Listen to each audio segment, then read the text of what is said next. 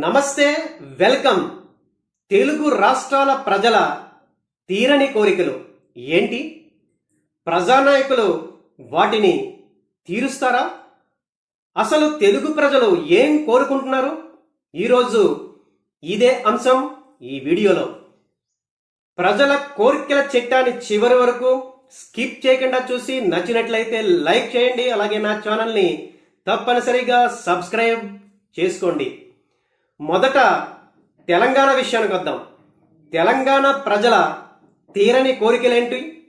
వాళ్ళు నాయకుల నుంచి ఏం కోరుకుంటున్నారో వన్ బై వన్ చూద్దాం.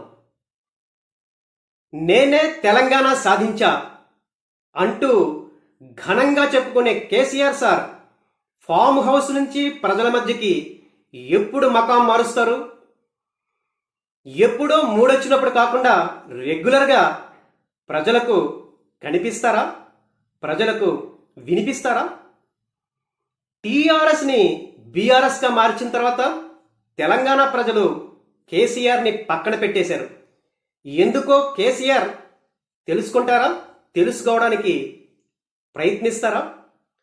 కొడుకు కేటీఆర్, కూతురు కవిత, మధ్యలో అల్లుడు హరీష్ రావు. ఎప్పుడు ఈ పంచాయతీయేనా? ప్రతిపక్ష నేతగా ప్రజల సమస్యల పంచాయతీ మీకు అసలు పడుతుందా? ఇక తెలంగాణ ముఖ్యమంత్రి రేవంత్ రెడ్డిని చూద్దాం. రేవంత్ రెడ్డి గారు 20 ఇయర్స్ ఇండస్ట్రీ, జెడ్పీటీసీ నుంచి ముఖ్యమంత్రినయ్యా అంటూ పండగ చేసుకుంటున్నారు. గ్రేట్. అయితే ఎన్నికల హామీలు, రైతు భరోసా, రైతు రుణమాఫీ, జాబ్ క్యాలెండర్, వీటిని 100% కొర్రీలు లేకుండా ఎప్పుడు అమలుపరుస్తారు సార్? మహాలక్ష్మి పథకం కింద బస్సులో మహిళలకి ఫ్రీ, చాలా ఆనందంగా ఉంది. అయితే టిక్కెట్ కొనుక్కుని బస్సు ఎక్కే పురుష పొంగవుల మాట ఏంటి? వాళ్ళకి బస్సుల్లో 50% సీట్లు రిజర్వ్ చేయగలరా? ఇక బీజేపీ నాయకులు కిషన్ రెడ్డి, బండి సంజయ్లు, మీలో మీరు కొట్టుకోకుండా ప్రజల సమస్యలు తెలుసుకోవడానికి బీజేపీని ప్రజల్లోకి తీసుకెళ్లగలరా?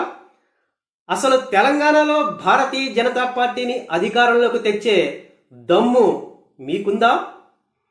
ఒక పక్క మోడీ షాలు ర్యాకెట్ స్పీడ్లో దూసుకుపోతుంటే మీరు నత్తనడక నడిస్తే ప్రయోజనం ఏంటి? ఇది తెలంగాణ ప్రజల చిరకాల కోరికలు, తీరని స్వప్నాలు. ఇక ఆంధ్రప్రదేశ్ విషయానికి వద్దాం. ఆంధ్ర ప్రజల తీరని కోరికలేంటో వాళ్ళు ఏమడుగుతున్నారో చూద్దాం.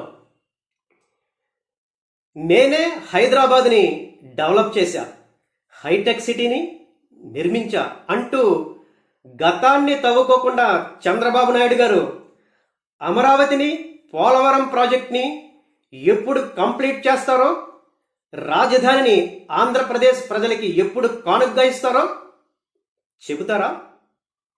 రెడ్ బుక్లో అన్నీ రాసుకున్నా, అందరి లెక్కలు తెలుస్తా అంటూ వార్నింగ్ ఇస్తున్న లోకేష్ గారు అసలు ప్రజల సమస్యల లెక్కల్ని ఎప్పుడు తెలుస్తారు? అన్నచాటు తమ్ముళ్ళ ఉప ముఖ్యమంత్రిగా సర్దుకుపోతున్న పవన్ కళ్యాణ్ గారు, మీరు ఆంధ్రప్రదేశ్కి ముఖ్యమంత్రి ఎప్పుడవుతారు? పక్క రాష్ట్రం విజయం చూసి ఏమైనా నేర్చుకున్నారా? ఇక ప్రతిపక్ష నేత జగన్ గురించి చూద్దాం.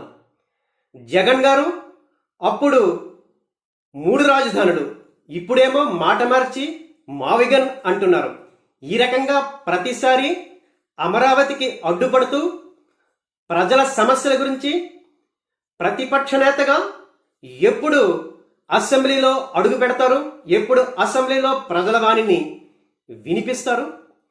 పాదయాత్ర రాజకీయాలని పక్కన పెట్టి ప్రజల తరపున ఎప్పుడు స్థిరంగా నిలబడతారు?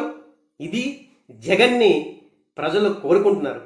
ఇక షర్మిల గురించి చూస్తే, షర్మిల గారు ఆంధ్రప్రదేశ్లో రాజధాని లేకుండా ఆంధ్రప్రదేశ్ని సృష్టించిన పాపానికి ప్రజలు కాంగ్రెస్ పార్టీని మరో 20 ఏళ్లు అధికారానికి దూరంలో ఉంచబోతున్నారు. ఈ విషయాన్ని హైకమాండ్కి అర్థమయ్యేలా మీరు చెప్పగలరా? అసలు గిరాకీ లేని కాంగ్రెస్ పార్టీలో ఉండి ప్రజలకు ఏం చేయబోతున్నారు? ఆటలో అరటిపండ్ల మిగిలిపోవడం తప్పితే. ఈ రకంగా తెలుగు రాష్ట్రాల ప్రజలు తమ తీరని కోరికల గురించి ప్రజానాయకుల్ని ప్రశ్నల వర్షంతో ఉక్కిరి బిక్కిరి చేస్తున్నారు. సో ఈ తీరని కోరికల మీద మీ అభిప్రాయాలు కూడా తప్పనిసరిగా కామెంట్స్లో తెలియజేయండి. Thank you.